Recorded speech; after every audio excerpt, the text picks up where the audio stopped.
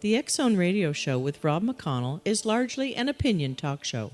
All opinions, comments, or statements of fact expressed by Rob McConnell's guests are strictly their own and are not to be construed as those of the X Zone Radio Show or endorsed in any manner by Rob McConnell, Relmar McConnell Media Company, the X Zone Broadcast Network, its affiliated networks, stations, employees, or advertisers.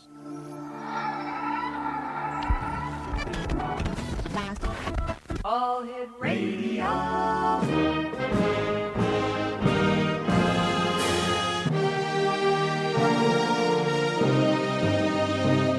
Welcome to the X Zone, a place where fact is fiction and fiction is reality. Now, here's your host, Rob McConnell.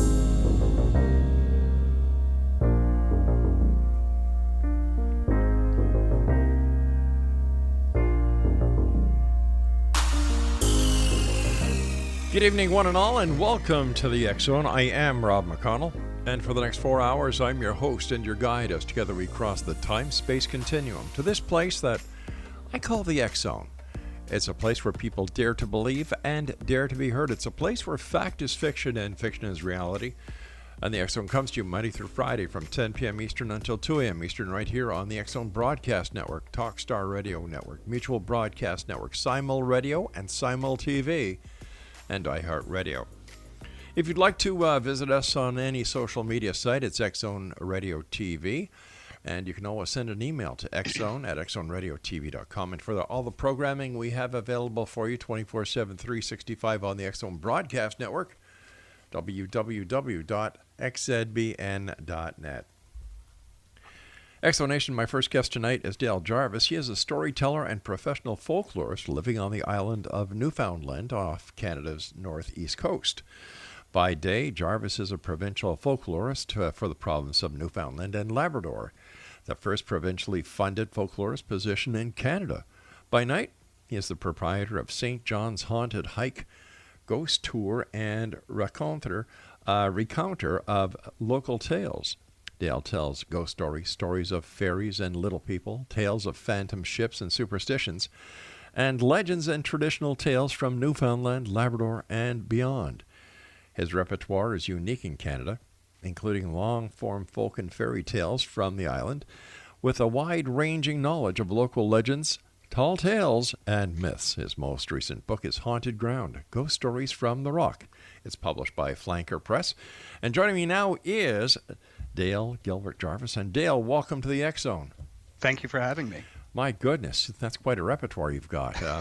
That's quite the intro. Yeah. Listen, tell me, how did you get interested in folklores and fairies and ghost ships and all the wonderful things that you talk about? You know, I think it's something that I've always been interested in. I've always been drawn to stories of the supernatural, the unexplained, the unusual. Even when I was a little kid, you know, I was drawn to that type of material. And you know, I was always interested in history as well. You know, I loved history in school, and I studied archaeology when I went off to university. And then from there, I ended up moving out to the East Coast, and there was a program of folklore here at Memorial University, and that's how I ended up as a folklorist. You know, studying how people tell stories about the places where they live and the interesting things that they believe. Well, would you be classified as a local historian when it comes to myth, tales, and urban legends? Yeah, I think that's a pretty good way of putting it. You know, it's certainly something that I have a deep interest in, and I'm a bit of a collector as well of local lore and local stories. Tell me, how haunted is Newfoundland and Labrador?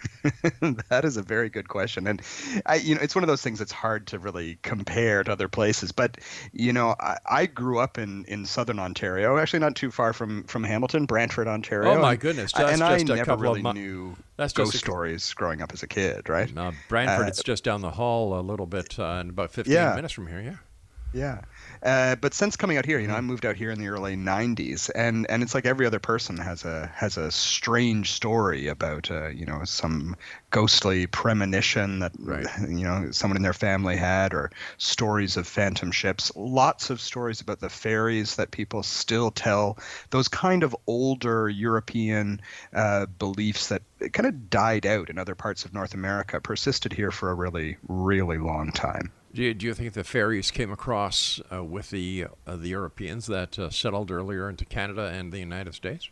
Yeah, there is a really interesting tradition of that here, and some of the stories that people tell, like you can say, okay, those are kind of Irish types of fairies, and then other types of fairy stories you hear, you can say, okay, those are more kind of English West Country fairies, but they also kind of act here in a way that is different from the fairies of the old world. So whether they came with the settlers, or they were here before Europeans came, there's an indigenous tradition in North America of little people, and that's true here on the East Coast, but all across Canada, North America, there are lots of indigenous stories about, kind of a race of hidden people that live in the world, and so it's possible that these things are stories that pop up all around the world. I think you could go pretty much anywhere in the world, and there's some kind of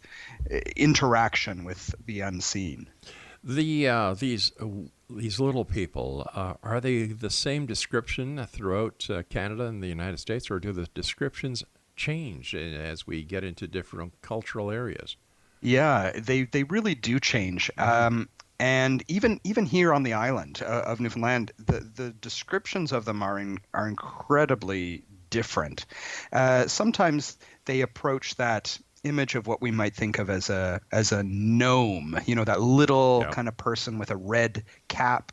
But sometimes they look like us. They look like humans. Sometimes they might take on a non-human appearance. There was a tradition here of fairies appearing in little whirlwinds, swirls of dust. People would say, "Oh, that's a fairy," and people would get picked up by these whirlwinds and taken off to fairy realms.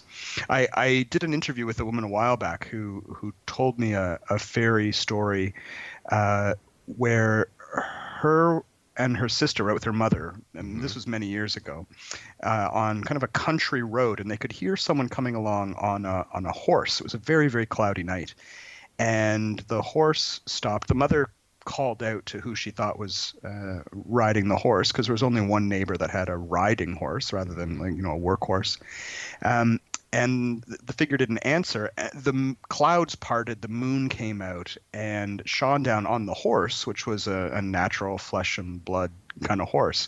But there was a man on the horse who was made of shadows. He had no discernible features. He just had the shadowy outline of a person, as if a shadow had come to life. And he turned the horse off to one side and disappeared off into the bush.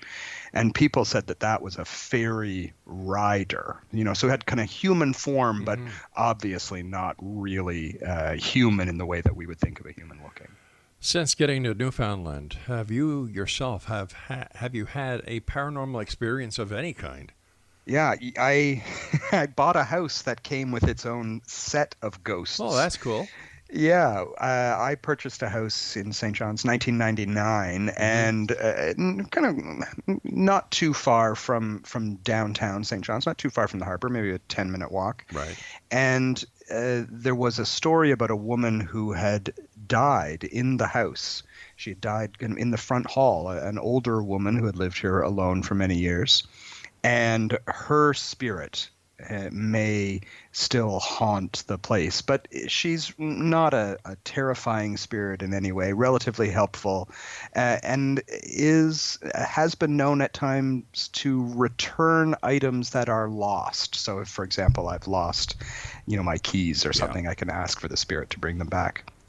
There's also in this house the energy of a black cat. which I have personally experienced several times. People who are around cats will know the sensation of having a cat brush up against your lower leg. And I have felt that and looked down, and there isn't a cat there. And I have seen out of the corner of my eye a black cat in various locations in the house. So for whatever reason, that the home that I am in is one that comes replete with paranormal energy. You have your own ghost. Does the ghost make contact with you? Does it try to communicate with you? Have you seen it? I have not seen it. No, I've kind of seen its after effects, so if I have missed something and I will ask for it back, that object will appear in a strange location.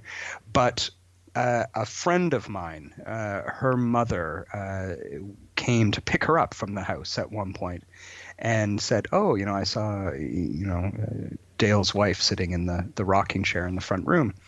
And this friend said, "Oh no, she wasn't home at that point." But the mother had clearly seen the figure of this woman with kind of long dark hair in a rocking chair in the front room of our house. So some people have seen her. I have not. She's not made herself visible to me. Dale, stand by. You and I have to take our first break for this hour. Exonation. Our guest is Dale Gilbert Jarvis, and his website is. Do you have your pencils and paper ready? Exonation. There's two of them, www.nlunexplained.ca and www.hauntedhike.com.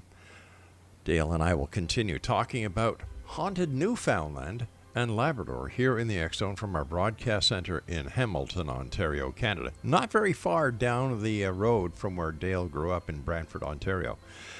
This is the X-Zone. I am Rob McConnell. www.xchroniclesnewspaper.com is where you can get your very own copy of the X Chronicles newspaper, and for all the programming information that we have on the X-Zone Broadcast Network, www.xzbn.net. We'll be back on the other side of this short break. Don't go away.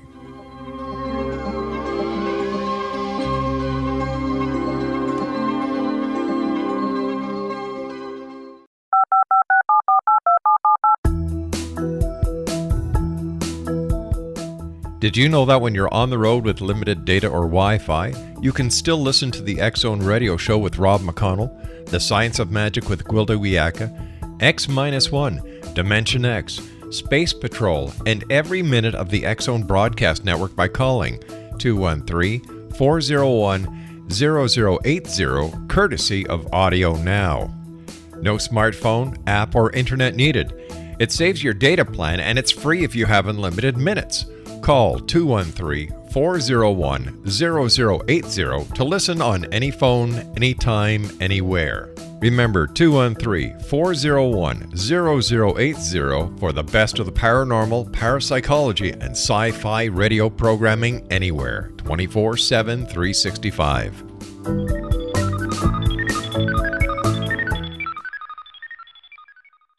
You have heard of the X-Zone? Now watch it on Simul TV. Plus 500 video games, live TV channels, free video on demand, worldwide, and more. Does this sound like tomorrow's television? Well, it is, but you can have it today, right now. It is Simul TV. Simul TV offers what the others only wish they could provide. 15 exclusive channels like X-Zone, Sci-Fi, and Horror. We are worldwide. No other provider offers that. 500 built-in video games. No need to have an extra expensive system. We have them included. Free video on demand. Live streaming events from around the world. Interactive online network, and much more. Tomorrow's TV today. Simul TV. Sound too good to be true? Well, it's not. You can have Simul TV today. Sign up at simultv.com. Do it today.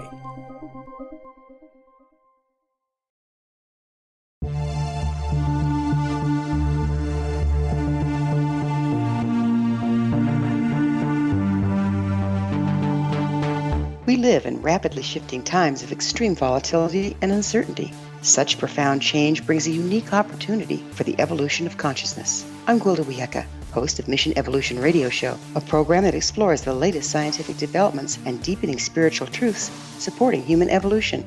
Join me on xzbn.net, where I interview leading experts in science, physics, medicine, spirituality, and more. By applying divergent viewpoints to leading-edge topics, we uncover expansive and evolutionary truth to assist you on your path to enlightenment. More information and past episodes are available at missionevolution.org.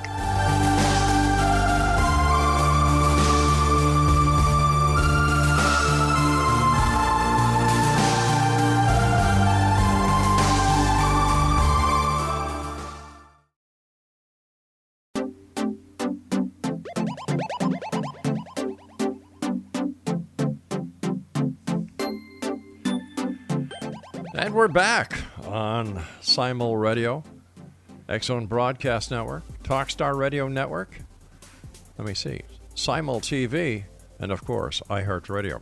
Dale Gilbert Jarvis is our special guest. www.nlunexplained.ca and www.hauntedhike.com.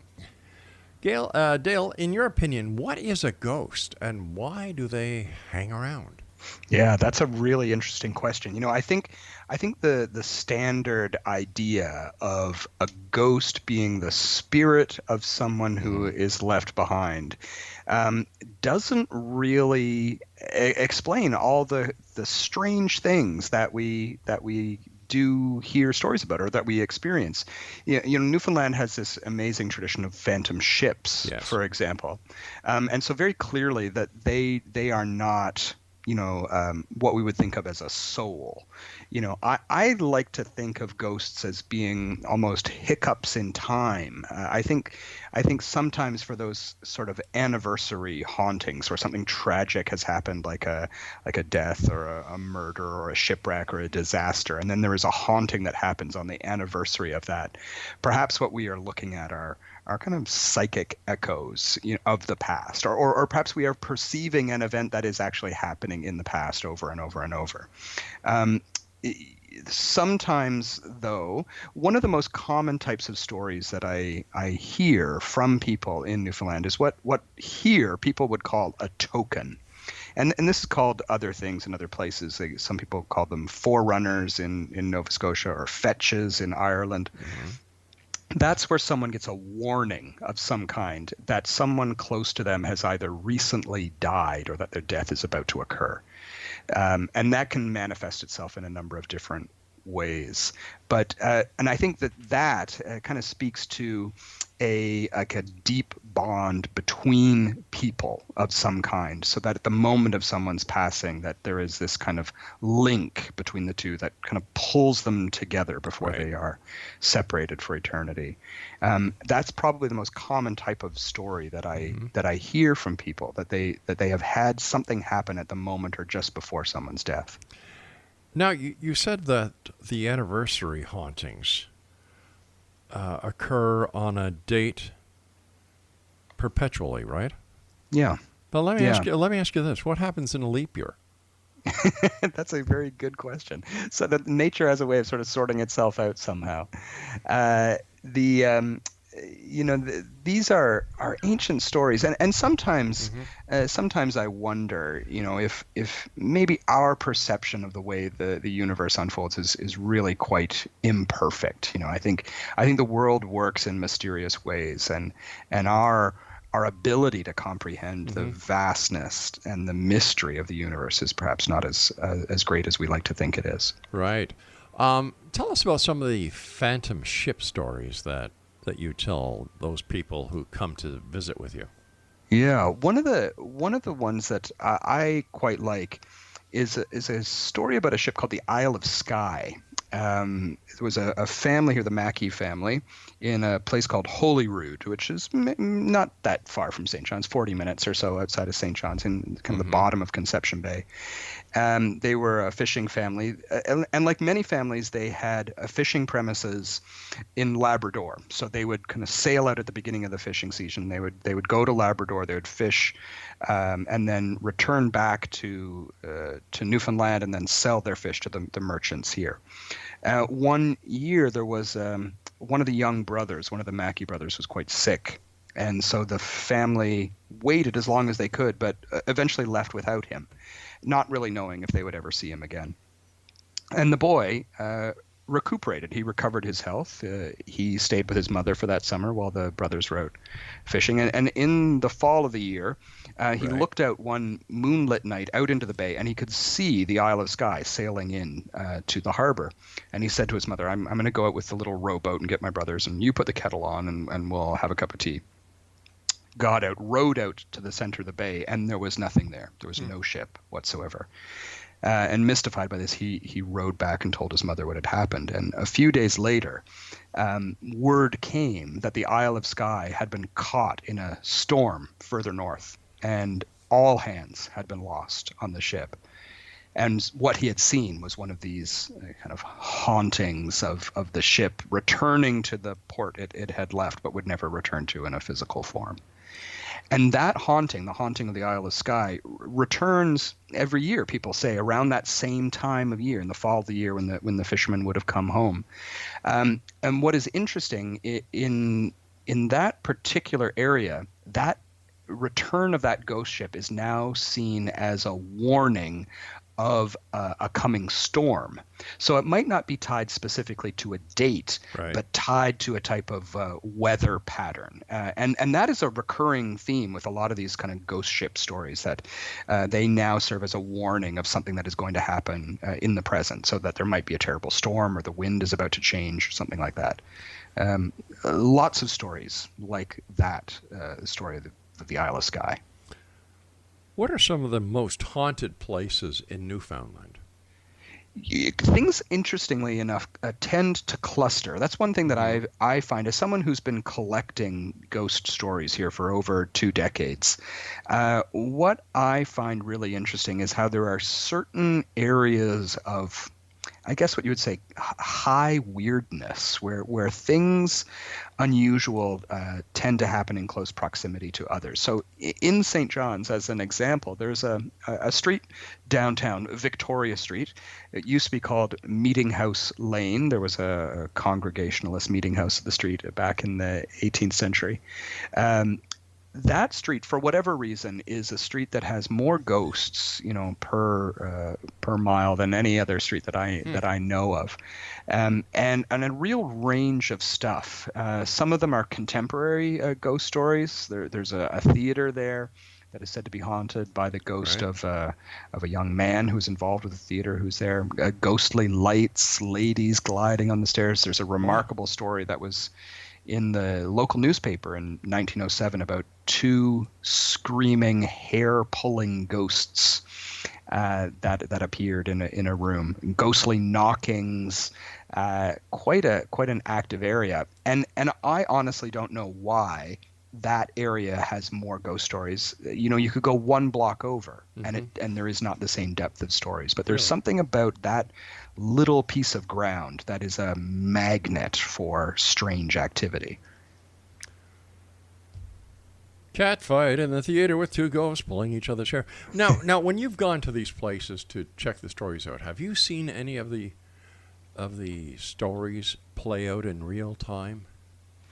No, and it's interesting because I'm always interested in kind of historical stories. So sometimes the stories I'm interested in are stories that happened 100 years ago. I see. But now I have had many people come on the tour that I run, the haunted hike that I run through St. John's. Right. And perhaps I am not a sensitive person in the way that some others are.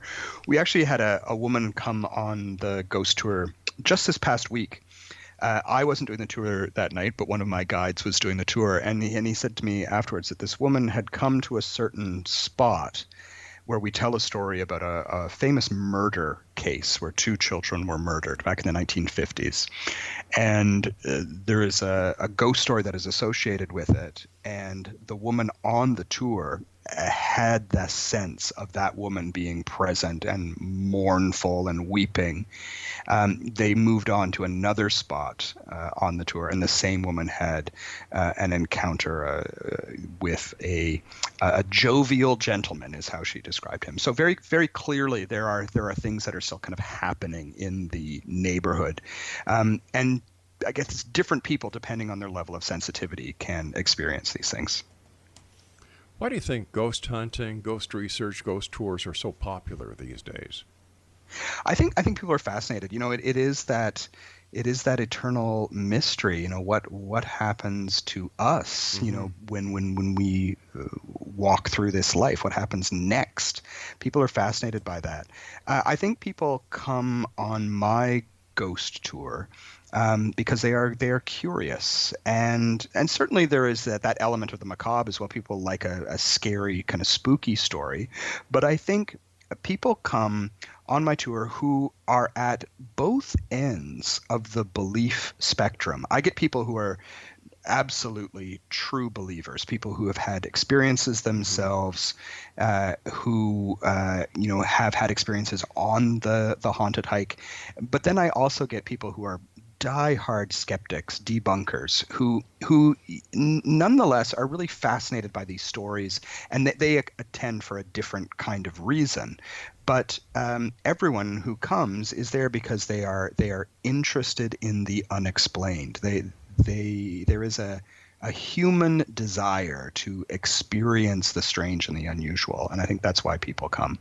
But how much of the strange experiences that people have are caused by their own psyche? Yeah. I have met a lot of people who have had strange experiences, paranormal experiences, and I think there is a correlation to a certain extent between the people who tend to attract maybe negative type of spiritual energy and people who are experiencing some kind of trauma in their own life. I think energy feeds on energy, and I have seen that firsthand. I have heard stories from people about experiences that they have had of a paranormal nature, and I know that they are living particularly stressful lives. And so sometimes I think there's a correlation between those two things, as you say. All right, Dale, stand by. Dale Gilbert Jarvis is our special guest this hour, Exo Nation. www.nlunexplained.ca and www.hauntedhike.com. And Dale and I will be back on the other side of the news as we continue here in the X Zone from our broadcast center and studios in Hamilton, Ontario, Canada. Don't go away.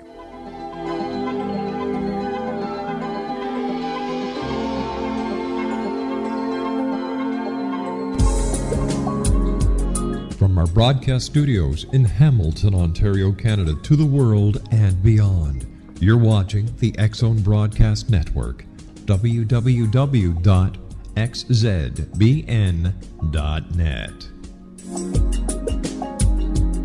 AVS Media Den. You have heard of the X Zone? Now watch it on Simul TV, plus 500 video games, live TV channels, free video on demand, worldwide, and more. Does this sound like tomorrow's television? Well, it is, but you can have it today, right now. It is Simul TV. Simul TV offers what the others only wish they could provide. 15 exclusive channels like X Zone, sci-fi, and horror. We are worldwide. No other provider offers that. 500 built-in video games. No need to have an extra expensive system. We have them included. Free video on demand. Live streaming events from around the world, interactive online network, and much more. Tomorrow's TV today. Simul TV. Sound too good to be true? Well, it's not. You can have Simul TV today. Sign up at simultv.com. Do it today.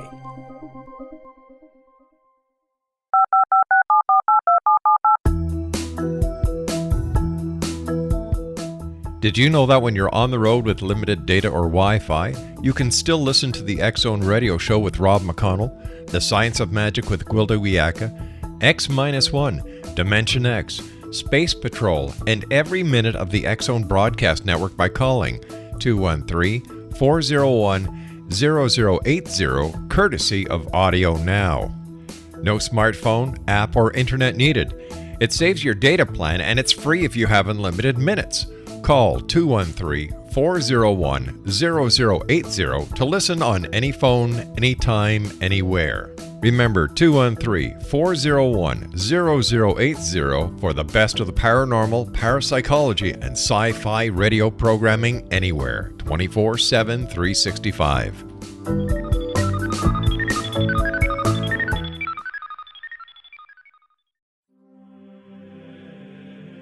Rob McConnell here, presenting an overview for Nicholas Paul Jennings, author of a fascinating book, Amen. It presents facts revealed by Egyptologists, facts that enable us to understand why Amen is the beginning of creation of God. It provides recommendations for religious leaders of the major religions to unify their beliefs and teach the Word of God. Love one another. Amen informs people how mankind conceived God. It was the Egyptians that developed the concepts of a soul, a hereafter, and Son of God. And finally, after the worship of many gods, they conceived the belief in one universal God, the maker of all there is. For more information, visit www.futureofgodamen.com. That's www.futureofgodamen.com.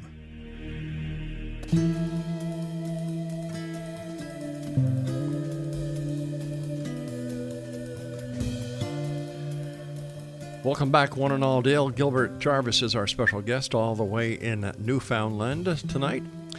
And his website is www.nlunexplained.ca. And NL, for all of you who are saying, what does NL stand for? That's Newfoundland and Labrador.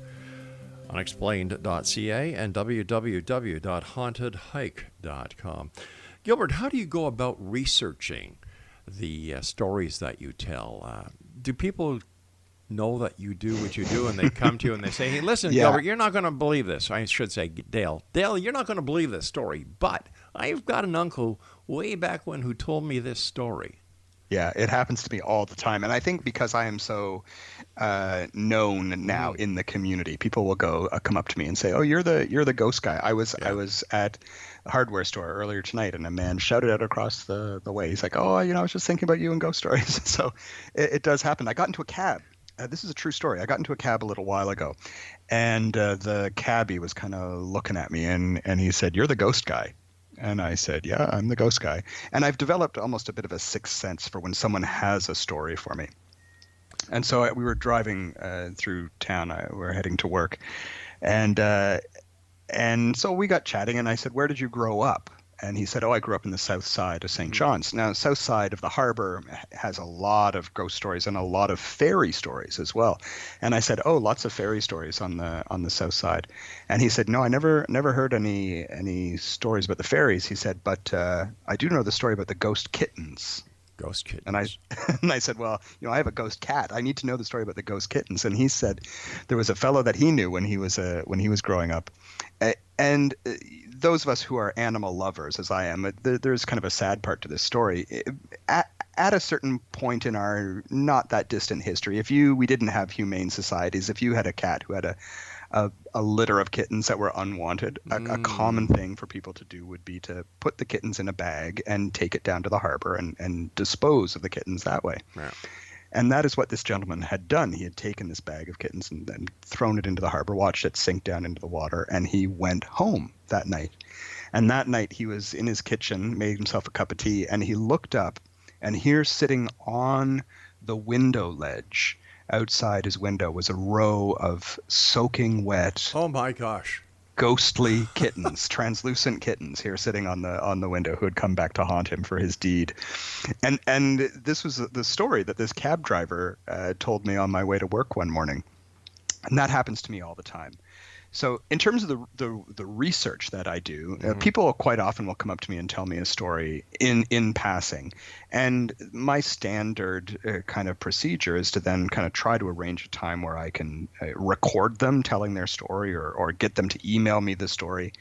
And then I try to do the historical research, I guess, to kind of flesh out that story. I try to see if there are other stories like it in the area or to kind of get to some of the background. Now, a little story like that might not have much with it, but if I hear a story about a haunted house, for example, or a haunted shop or church, there are a lot of historical records that help me try and piece together what really happened in the past. And I love that kind of historical detective work mixed with my love of ghost stories.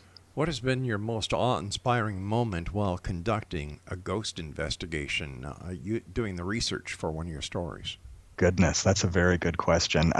There are certain buildings that really stand out in my mind. One of my favorite haunted buildings here in St. John's is our old Masonic temple. It's a beautiful late Victorian brick Masonic temple, 3 stories. It has the great all-seeing eye of the architect of the universe in copper at the top of the building. And that is a particularly haunted building. The Masons ran it for over 100 years. They eventually moved out of the building. The building is now a dinner theater, a performance space. And it's always been my great pleasure to go into that space. There was a gentleman, John Warren, who worked there for many, many years, an English gentleman who was one of the Masons, and he had amazing stories about his personal experiences. And I got to go through with the building with him and see, some of these spaces that had been that the Masons had kept very secret for a long, long time, including their chamber of contemplation, which is this kind of dungeon-like space in the building where non-Masons never would have been allowed to get in. So being able to, kind of be invited into these story-rich, ghost-rich spaces, right, and be able to do research has been a great pleasure. Why do you believe ghostly tales are so important to Newfoundland and Labrador culture? I think we do have a great storytelling culture here. Yeah. You're hard pressed to meet a Newfoundlander who can't tell you a great story. It's we're known for that now. Yeah. I think across North America, a lot of Canadian comedians and actors that they have Newfoundland roots, and I think that's part of that kind of Anglo-Irish tradition of just being really great storytellers. I think stories are a way of keeping the history alive, and I think people are kind of proud of their connection to the supernatural world. In other parts of North America, I think if you start talking about ghosts, you start talking about fairies, people think, oh, there's something not quite right with that person. But here it's really, it's almost there's a bit of pride that comes with that, because it does show that link to the heritage and culture of the place. There's a comedian from Newfoundland. I believe it's Jimmy Carr. I think he's English, but he's here all the time. Yeah. We my wife and I went down to Niagara and watched his part of his Christmas TV special for CBC a couple of years ago, and I must tell you something. There were a number of Newfoundlanders from the Greater Toronto area that were in Niagara. And you Newfoundlanders are warm, fun-loving, great people. Yeah, absolutely. Yeah. The musical, the Broadway musical, Come From Away, which has been such a great hit. It's been a great thing to see people respond to that story of how generous and hospitable and funny Newfoundlanders are. It's a good place to be. Why do you think there's so much richness of paranormal activity in Newfoundland compared to New Brunswick, Nova Scotia? PEI, I haven't heard very many stories from PEI, and I've been doing this show for 28 years. Yeah. But Newfoundlanders, we had John Mallard on the other night. Yeah, who's done a lot of great EVP research. Yeah, he's a great guy. Yeah, I think part of it is that we have such a great depth of history here. The Europeans were here in Newfoundland much, much earlier than they were anywhere else in North America. We have one of the only authenticated Viking settlements in North America here in Newfoundland at Lansom Meadows. So that, and we actually have, as part of that, the oldest ghost story, the oldest European ghost story in North America is one of these Viking stories. In the Vinland sagas, there's a story of a gentleman, Thorstein, who was one of the sons of Eric the Red, who had died in the New World, who had died in Vinland. And he, at one point, his corpse, before they could take it back to Greenland, his corpse kind of sat up, this revenant corpse, and spoke words of prophecy to his wife Gudrid, and then before collapsing back down again. So we have 1,000 odd years of these European ghost stories.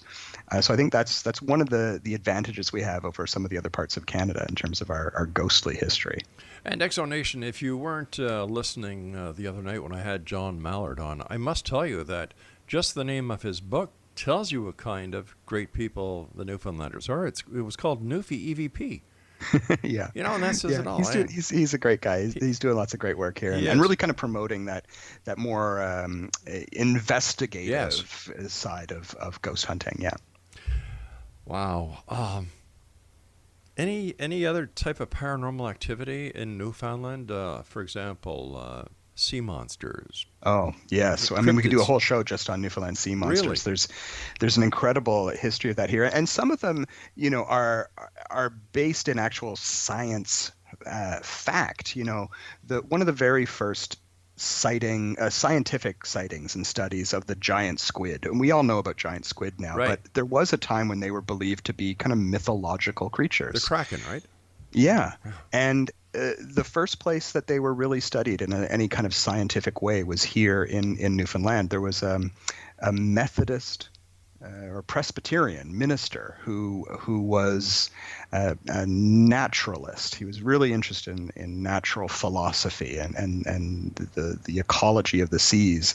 And fishermen there had been two fishermen and a boy had been out in a little rowboat near Bell Island, and they had gone after what they thought was wreckage. They had reached out with a hook to kind of hook into what they thought was something that had been jettisoned from a ship or wreckage from a ship, and it opened one giant kind of baleful eye and then cast these great tentacles around their little rowboat.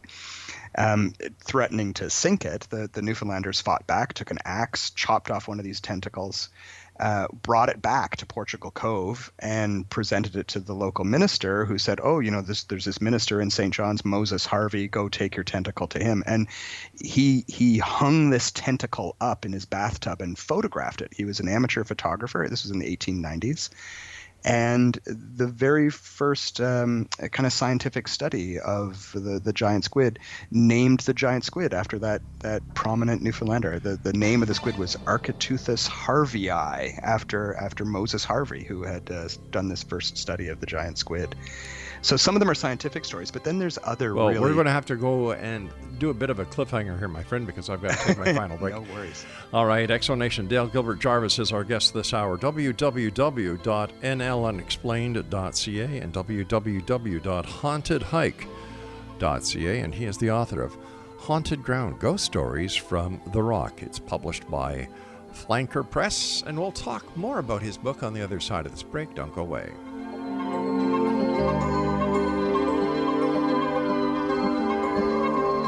You have heard of the X Zone? Now watch it on Simul TV, plus 500 video games, live TV channels, free video on demand, worldwide, and more. Does this sound like tomorrow's television?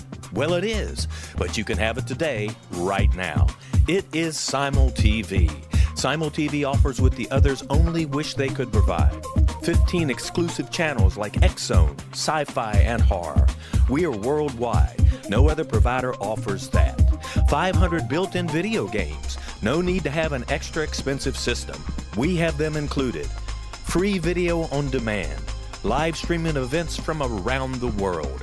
Interactive online network, and much more. Tomorrow's TV today. Simul TV. Sound too good to be true? Well, it's not. You can have Simul TV today. Sign up at simultv.com. Do it today.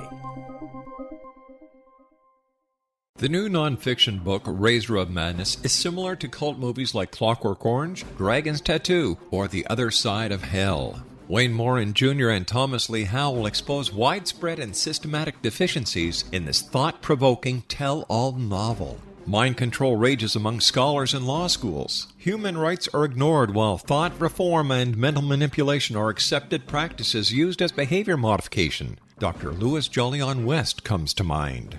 Media and public scrutiny shows that United States mental hospitals are in fact destructive murder industries. Razor of Madness expose novel details this epidemic through an in-depth professional and personal investigation. For decades, there has been a revolving door policy that still releases killers and pedophiles back into society. The maestro of mind control continues to haunt America to this very day. Razor of Madness is available in paperback or as a downloadable ebook at Amazon.com.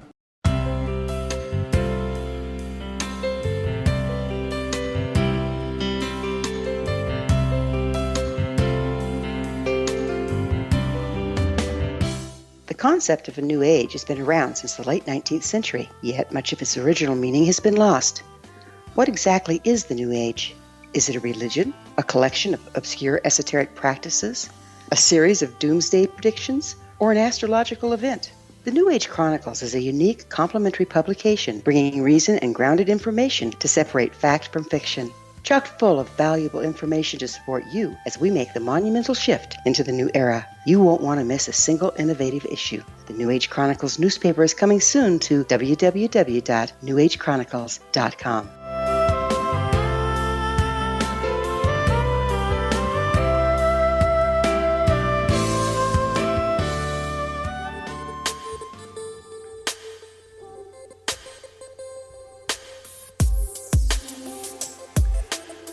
Welcome back, one and all. This is the X Zone. I am Rob McConnell, coming to you from our broadcast center and studios in beautiful Hamilton, Ontario, Canada.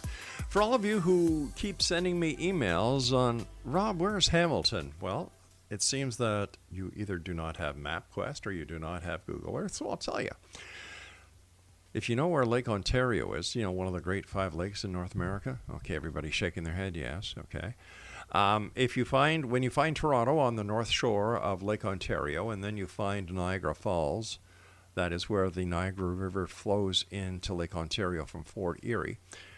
If you go north towards Toronto on the QEW, you're going to see it kind of looks like a horseshoe.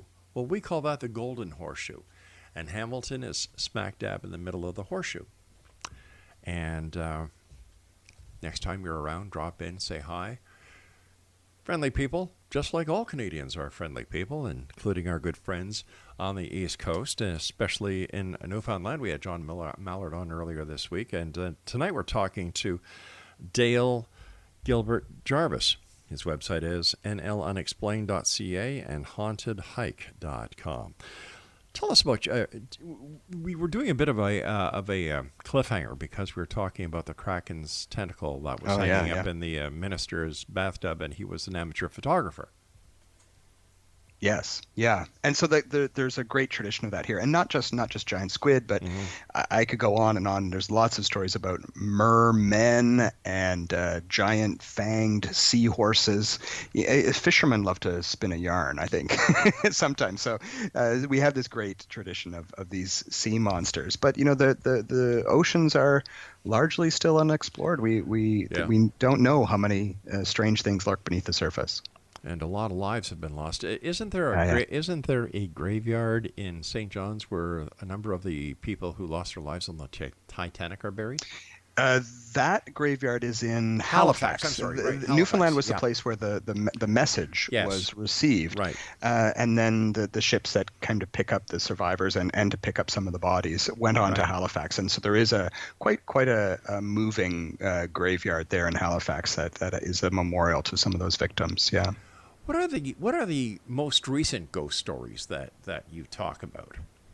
I still get ghost stories from people all the time. People who have strange experiences. There are buildings here that continue to have ghost stories. I got an email a little while ago, which I haven't followed up yet, but a woman was telling me about a haunted Tim Hortons, which is our great Canadian donut and coffee chain. So there are contemporary stories. That's the exciting thing for someone like me.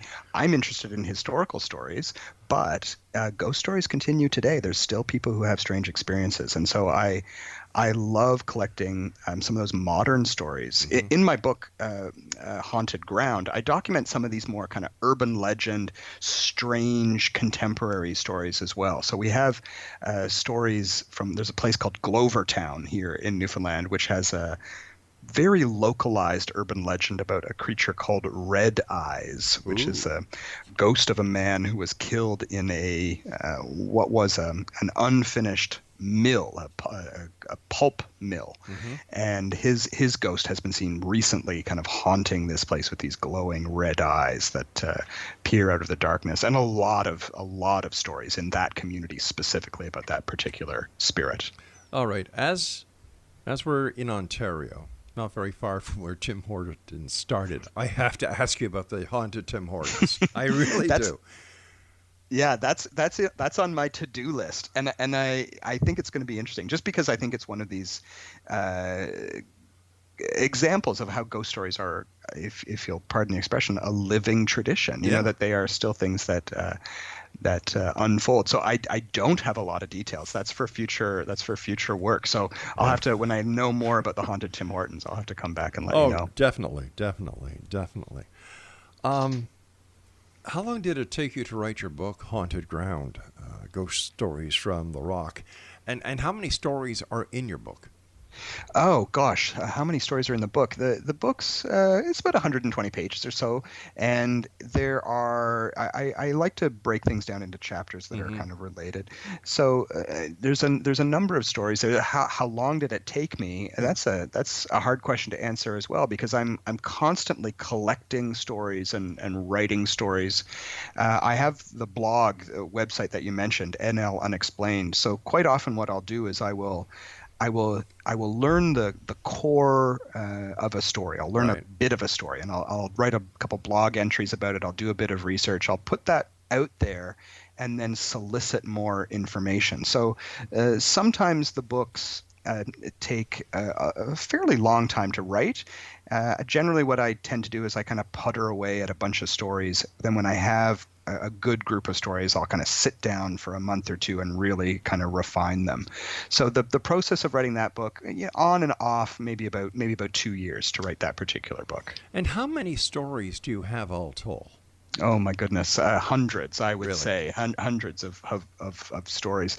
The Haunted Ground is, I think, the 6th book of ghost stories that I've written. So there's no shortage. Years ago, I was asked to write a ghostly column called Newfoundland Unexplained for the local newspaper. They'd asked me to write it weekly, and I thought, there's no way I can come up with 52 stories for a year. And so I wrote it every other week. I said I thought I could get 26 stories. And I wrote that column for 10 years, and I never ran out of stories.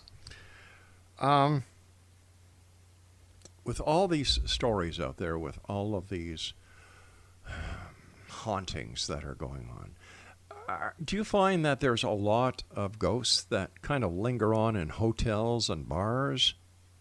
Yeah, one of the stories that I tell on the St. John's Haunted Hike is a ghostly tavern story, which is quite a gruesome little story. And taverns and bars and hotels are those places that do tend to attract stories. There was a little inn downtown St. John's that is no longer, it's actually for sale right now. Someone's looking to buy a haunted property.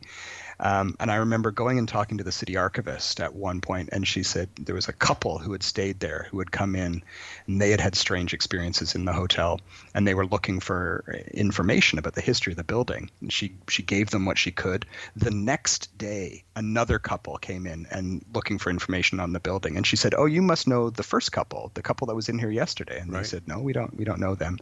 But then they proceeded to tell a very, very similar experience about the exact same hotel, the ghost of a man, which locals have called Jacob, a figure of a man kind of in Edwardian evening clothes, smoking a pipe, who has been seen kind of leaning against the fireplace in one of those upper rooms of the hotel. Any reports of UFOs that have come to your desk? Yes, and there are some great people here who are doing lots of work on UFOs as well. I'll have to hook you up with our local UFO expert, Lee Tizard, who has done really a lot of great work documenting that. And we had a couple U.S. bases here during the Second World War and the Cold War, and so the Project Blue Book. So those of you who are UFO aficionados will know Project Blue Book. There are several accounts of UFO sightings here in relation to those American air bases, both in Newfoundland and in Labrador. Well, isn't there still a joint U.S.-Canadian base in Gander? Or is that strictly there's Canadian now? There's still a Canadian base anyway in Yeah. Gander, and Happy Valley Goose Bay in Labrador Right. is often used for low-level flight testing and things like that. So it's a great military and aviation history here. Have you been able to see a correlation between the people who are seeing these apparitions or these ghosts, a common thread? That is something that I haven't been able to do. What actually astonishes me is how varied the people are. Mm-hmm. You would think there's maybe one type of person that has experiences, but I Right. find honestly the opposite to be true. That I meet people from all walks of life, very, very different people. Businessmen and school teachers and young people, old people, all of whom who have had uncanny experiences, and there really isn't a common thread that links them. The paranormal doesn't seem to differentiate in some way. They appear to who they will appear to. What are your final thoughts for our listening audience around the world? I guess just be curious. I am constantly curious, and I'm always listening to people. I think sometimes I find people are at times reluctant to tell their stories because they think they're going to be derided or mocked because of what has happened to them. And I think Right. we miss out when we take that approach. We need to keep kind of an open mind and ask questions and listen to people's stories. Where can people buy copies of your books? If you go to Flanker Press online, you can just do a Google search for Flanker Press. I think it's flankerpress.com.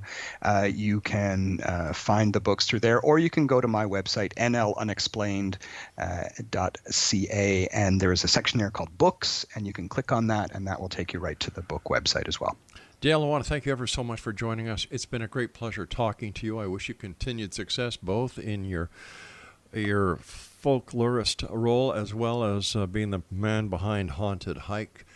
Don't be a stranger to us here in the X Zone, and when you find out that information on the haunted Tim Hortons, please let us know. We'll get you right back on. I will. It's been a treat to have a chat. Take care of yourself, young man.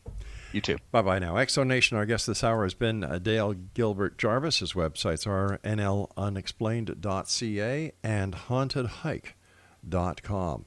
And he is in St. John's, Newfoundland.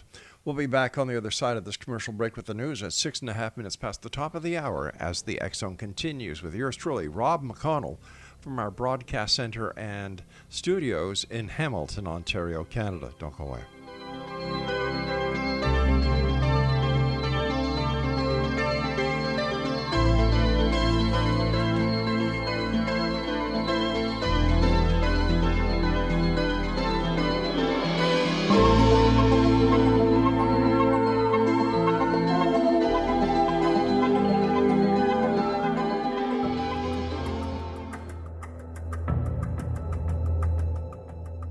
Modern Esoteric, Beyond Our Senses by Brad Olson, consummates the lifeology story about where humanity originates. It is the lost continents, the primitive wisdom, the mythos of creation, and the rethinking of ancient history as we are taught in academia. There is much more to the story than what we have been told. As this is the first book in the Esoteric series, Modern Esoteric starts at the beginning of time and accelerates up to this modern age. Future Esoteric is book 2 in the series and takes a forward-looking position ahead of today with an open and honest examination of the ET issue and various unexplained phenomena. To discover the writings of author Brad Olson, visit www.bradolson.com. That's www.bradolson.com.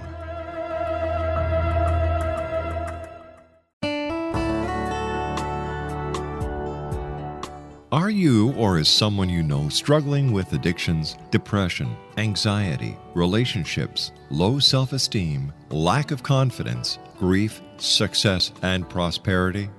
Do you know that your subconscious belief plays a big role in the outcome of your hard work? We can help you permanently change the beliefs that may be the reason for your struggles and failures. We care about getting you the return on your investment and the results you are looking for. We can help you be free of the limitations of your past and in realizing your highest potential. We work with people by phone and Skype. For more information, visit us at www.ritasoman.com. That's www.ritasoman.com.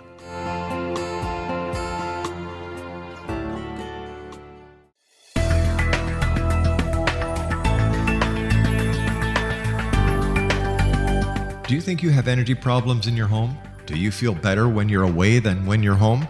Joey Korn is a global leader in the world of dowsing who specializes in personal energy clearing and space clearing.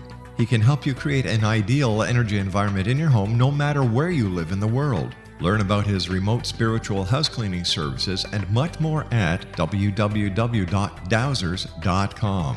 You can get Joey's book, Dowsing, A Path to Enlightenment, as well as other dowsing books and tools, Kabbalah books, and Walter Russell books. Joey's work is really amazing. Go to dowsers.com right now. That's DOWSERS.com or call 1-877-DOWSING. That's 1-877-369-7464.